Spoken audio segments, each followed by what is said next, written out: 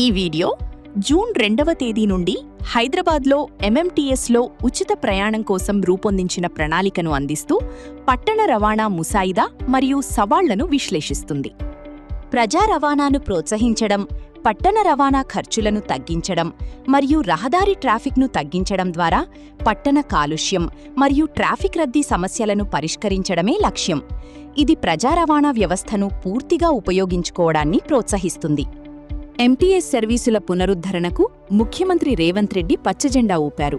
తెలంగాణ ఆవిర్భావ దినోత్సవమైన జూన్ 2వ తేదీ నుంచి లింగభేదం లేకుండా నగరవాసులందరికీ ఉచిత ప్రయాణం ప్రారంభమవుతుంది. ఫలితాలను అంచనా వేయడానికి ఇది ఒక పైలట్ దశ. ప్రస్తుత ప్రయాణికుల సంఖ్య ఆందోళనకరంగా ఉంది. కోవిడ్కు ముందు ప్రతిరోజూ 121 ట్రిప్పులు మరియు 1.20 లక్షల మంది ప్రయాణికులు ఉండేవారు. ప్రస్తుతం ప్రతిరోజూ 80x88 ట్రిప్పులు మరియు 38,000 నుండి 42,000 మంది ప్రయాణికులు మాత్రమే ఉన్నారు. గత సంవత్సరాలతో పోలిస్తే రోజువారీ ప్రయాణికుల సంఖ్య 60% తగ్గింది. ఎంఎంటీఎస్ రైళ్ల ఫ్రీక్వెన్సీ సరిగా లేకపోవడం, సమయపాలన లోపించడంతో వాటికి ఆదరణ బాగా తగ్గిపోయింది. దీనివల్ల ప్రయాణికులు ఈ సేవలపై విశ్వాసం కోల్పోయి క్రమంగా వాటికి దూరమైపోతున్నారు.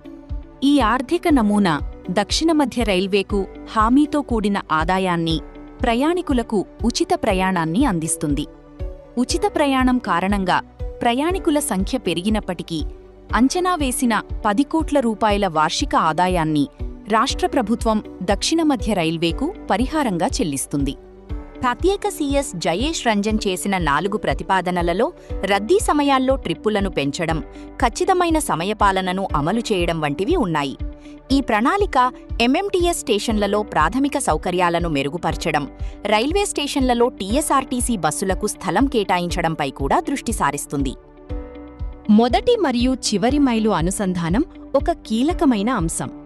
మొదటి దశ నివాస ప్రాంతం. 2వ దశలో ప్రయాణికులను స్టేషన్కు సులభంగా రవాణా చేయడానికి ప్రత్యేక టీఎస్ఆర్టీసీ బస్సులు ఉంటాయి. 3వ దశలో ఎలాంటి ఆటంకం లేకుండా రైల్వే ప్లాట్ఫామ్లపై నేరుగా బస్సులు నడిచేలా చూస్తారు. ఈ ముసాయిదా మరియు షరతులు కీలక నిబంధనలను వివరిస్తాయి. తెలంగాణ ప్రభుత్వం జూన్ 2వ తేదీ నుంచి తక్షణ అమలు, రూపాయి 10 కోట్ల వార్షిక ఆర్థిక సహాయం మరియు రైల్వే స్టేషన్లలో టీఎస్ఆర్టీసీ బస్సుల అనుసంధానాన్ని ప్రణాళిక చేస్తోంది. రైల్వే బోర్డు నుండి ముసాయిదా అవగాహన ఒప్పందానికి తుది ఆమోదం కోసం దక్షిణ మధ్య రైల్వే ఎదురుచూస్తోంది మరియు షెడ్యూళ్లు, ట్రిప్పుల సంఖ్యను నిర్ణయిస్తుంది. ఎంఎంటీఎస్ ఫేజ్ 2కు సంబంధించిన బకాయి మొత్తం ఒక సవాలుగా ఉంది. ఉచిత ప్రయాణ పథకంపై చర్చలు కొనసాగుతుండగా ఎంఎంటీఎస్ ఫేజ్ 2 అభివృద్ధి కోసం తెలంగాణ ప్రభుత్వం చెల్లించాల్సిన 491.45 కోట్ల బకాయిల విషయాన్ని రైల్వే శాఖ లేవనెత్తింది.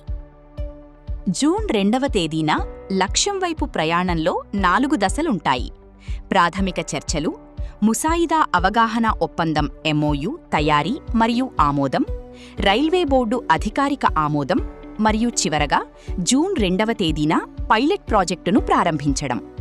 ఈ సమీకృత పట్టణ రవాణా వ్యూహం రాష్ట్ర ప్రభుత్వ నిధులు, రైల్వే కార్యకలాపాలు మరియు టీఎస్ఆర్టీసీ అనుసంధానం అనే 3 మూలస్తంభాలపై ఆధారపడి ఉంది. ఉచిత ప్రయాణమనేది ఒక అంశం మాత్రమే.